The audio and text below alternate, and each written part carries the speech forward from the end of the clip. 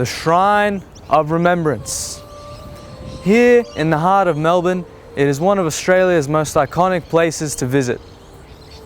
Built to commemorate the fallen soldiers of the First World War, the shrine encapsulates the spirit of the Anzacs. But why is the shrine so important, especially to today's young Australians? And are attitudes towards the Anzac tradition changing? It came at a time when Australia as a nation was looking for a way to define itself in the world. And it came in a way that brought such trauma and change to so many Australian lives and to Australian communities. Opened in 1934, the shrine is now a place to remember every Australian service personnel who lost their lives whilst in action. Today, thousands of students pour through the shrine to attend the various education programs.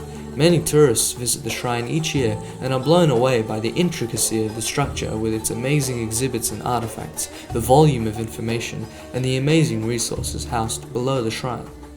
Here we are now, inside the sanctuary of the Shrine of Remembrance, where people come to pay their respects and have a moment of silence for the fallen soldiers who sacrificed their lives for their country. But 90 years have passed since the opening of the shrine, and Australia is a very different place. Our multicultural policy has brought people from all over the world, many who have little to no connection to the wars of eras gone by.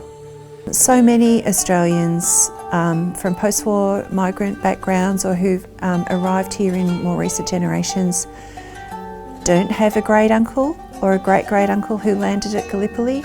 So to perhaps suggest that only family history is an authentic way of connecting with those stories is a bit of an error. In Australia, today's Turkish Australians commemorate the war from both sides, able to understand the impact on the two countries. There are mixed feelings, however. I find it difficult to understand the concept and to feel that sense of passion, I guess, because obviously for me, I come from that unique perspective of being a part of the two groups that were a part of this conflict. Unlike many of the wars that followed, the Gallipoli campaign was unique in that the Aussies and the Turks formed a strange bond where there was mutual respect. 100 years on, there is little to no animosity between the two societies. They don't view the Anzacs as, the bad people or the people that came to invade a land, because they understand that in the end of the day, so many of them were just enlisted into the army and they were sent to a part of the world that none of them even knew or understood why they were there.